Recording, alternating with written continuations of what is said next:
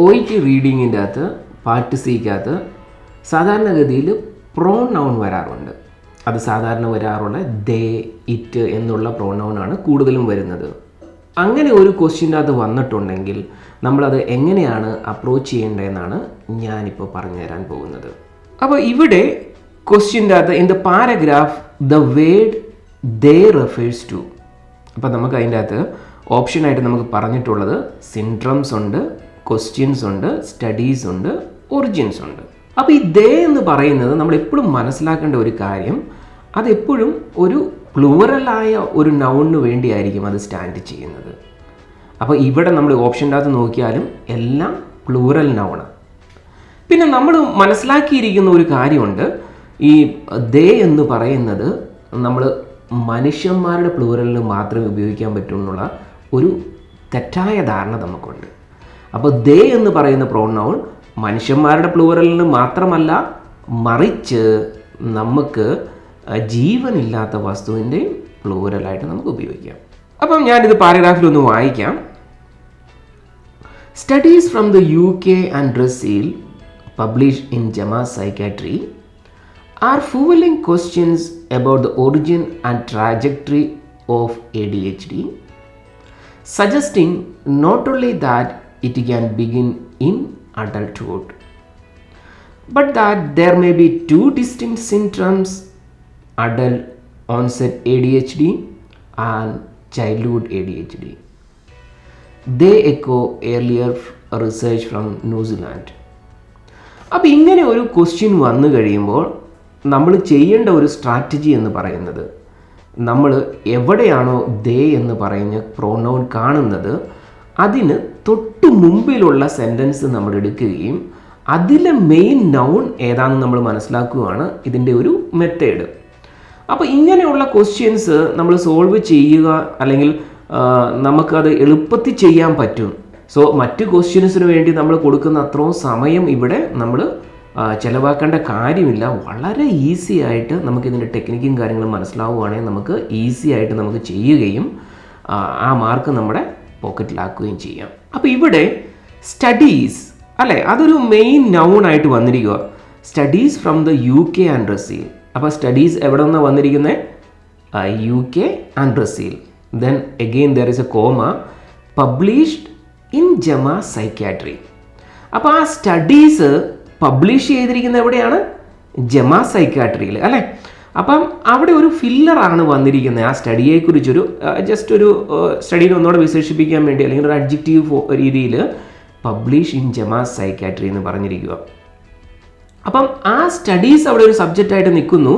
ഇനി അതിൻ്റെ ഒരു വെർബായിട്ട് ഇവിടെ വന്നിരിക്കുന്നത് ആർ ഫുവലിംഗ് ക്വസ്റ്റ്യൻസ്. അപ്പോൾ സ്റ്റഡീസ് ആർ ഫുവലിംഗ് ക്വസ്റ്റ്യൻസ്, അല്ലെങ്കിൽ സ്റ്റഡീസ് എന്തോ ക്വസ്റ്റ്യൻ ചെയ്യുന്നു അല്ലേ, about the origin and trajectory of ADHD. അത് കഴിഞ്ഞ് പിന്നെ ഒരു കോമ ഇട്ടിട്ട് പറയും. അപ്പോൾ ആ സ്റ്റഡീസ് തന്നെയാണ് സജസ്റ്റ് ചെയ്യുന്നത്. അപ്പോൾ നോക്കിയേ, studies suggesting not only that it can begin in adulthood, but that there may be two distinct symptoms, adult onset ADHD and childhood ADHD. ഇനി നമുക്ക് വേറെ ഒരു കാര്യമാണ് ഞാൻ പറഞ്ഞു തരാം. നമ്മളിപ്പം ഇതിൻ്റെ ആൻസറായിട്ട് നമ്മൾ സ്റ്റഡീസ് എടുത്തു. പിന്നെ നമ്മൾ എന്നാ ചെയ്യേണ്ടത്? ആ സ്റ്റഡീസ് ആ ദേക്ക് പകരം ഒന്ന് കൊടുത്തു നോക്ക്. അപ്പോൾ ഒരു കറക്റ്റായ ഒരു മീനിങ് വരികയാണെങ്കിൽ നമുക്ക് മനസ്സിലാകാം അത് കറക്റ്റായ ഒരു ഓപ്ഷനാണ്. For example, studies echo earlier research from New Zealand. അപ്പം ഈ ന്യൂസിലാൻഡിൽ നിന്നുള്ള പഠനവും കാണിക്കുന്നത് ഒരേ ഐഡിയ അല്ലെങ്കിൽ ഒരേ തീമാണ് എന്നാണ് അവിടെ പറയുന്നത്. അതായത് ഈ UK അല്ലെങ്കിൽ ബ്രസീലിൽ നിന്ന് പറഞ്ഞുള്ള പഠനവും ന്യൂസിലാൻഡിൽ നിന്നുള്ള പഠനവും ഒരേ കാര്യമാണ് കാണിക്കുന്നതെന്നാണ് അതിൻ്റെ അത് പറയുന്നത്. നമുക്ക് വേറെ ഒരു ഓർമ്മയോടെ എടുത്തു നോക്കാം. അപ്പം അതിൻ്റെ അകത്ത് in above paragraph what does the word it refers to. അപ്പോൾ ഇറ്റ് എന്ന് പറയുന്നത് നമ്മൾ മനസ്സിലാക്കണം, അതും ഒരു പ്രോനൗൺ ആണ്. പക്ഷേ ആ പ്രോനൗൺ എന്ന് പറയുമ്പോൾ സിംഗുലർ സബ്ജക്റ്റിന് വേണ്ടിയായിരിക്കും. അപ്പോൾ ജീവനില്ലാത്ത വസ്തുവിൻ്റെ സിംഗുലർ സബ്ജക്റ്റിന് വേണ്ടിയായിരിക്കും അത് സ്റ്റാൻഡ് ചെയ്യുന്നത്. അപ്പോൾ ഇവിടെ ഓപ്ഷനായിട്ട് തന്നിരിക്കുന്നത് an enzyme, new evidence, A catabolic state, enforce lack of sleep. അപ്പോൾ ഇവിടെ നമുക്ക് കാണാൻ പറ്റും എല്ലാം സിംഗുലർ ആയിട്ടാണ് തന്നിരിക്കുന്നത്. ഒബ്വിയസ്ലി ഇതിൻ്റെ ആൻസർ എന്തായിരിക്കും? ഒരു സിംഗുലർ ആയിരിക്കും. അപ്പം നമ്മൾ ഓൾറെഡി ഞാൻ പറഞ്ഞു നമ്മൾ എന്നാ ചെയ്യേണ്ടത്? ആ ഇറ്റ് വന്നതിൻ്റെ തൊട്ട് മുന്നിലുള്ള സെൻറ്റൻസിൻ്റെ മെയിൻ നൗൺ കണ്ടുപിടിക്കുക എന്ന്. അതാണ് that will be our task. അപ്പം നമ്മൾ ഇറ്റ് കണ്ടു, അതിൻ്റെ തൊട്ട് മുമ്പിലുള്ള സെൻറ്റൻസ് നമ്മൾ പോയി നോക്കുവാണ്. അപ്പം enforce lack of sleep sends the brain into catabolic or energy consuming state. അപ്പം അതിൻ്റെ ആ സെൻറ്റൻസിൻ്റെ നമ്മൾ എടുക്കുകയാണെങ്കിൽ അവിടെ ഒരു മെയിൻ സബ്ജക്റ്റ് എന്ന് പറയുന്ന എൻഫോഴ്സ് ലാക്ക് ഓഫ് സ്ലീപ്പ്. അത് കഴിഞ്ഞ് നമുക്ക് കാണാം സെൻസ് എന്ന് പറയുന്ന ആ സെൻറ്റൻസിൻ്റെ വെർബാണ്. അത് സെൻഡ് ചെയ്യുന്ന ബ്രെയിൻ എങ്ങോട്ടാണ്? In to a catabolic or energy consuming സ്റ്റേറ്റാണ്. അപ്പം ഇത് വളരെ സിമ്പിളായിരുന്നു. അപ്പം നമുക്ക് മനസ്സിലായി എൻഫോഴ്സ് ലാക്ക് ഓഫ് സ്ലീപ്പാണ്. അത് ബ്രെയിനെ സെൻഡ് ചെയ്യുന്നു എങ്ങോട്ട്?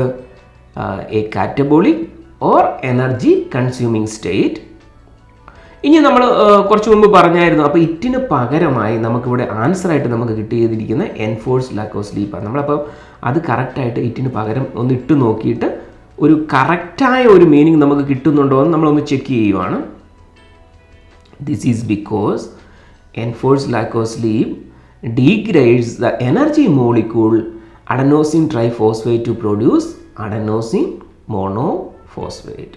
സോ നമുക്കൊരു കറക്റ്റായ ഒരു മീനിങ് കിട്ടി നമുക്ക്. I hope you can follow me. Thank you so much for watching this video. ഇത്തരത്തിലുള്ള ഇൻഫോർമേറ്റീവ് വീഡിയോ കാണാൻ ഞങ്ങളുടെ പേജ് ഫോളോ ചെയ്യൂ. ഇനി നിങ്ങൾ ഈ വീഡിയോ യൂട്യൂബിലാണ് കാണുന്നതെങ്കിൽ കൈൻഡ്ലി സബ്സ്ക്രൈബ് അവർ ചാനൽ.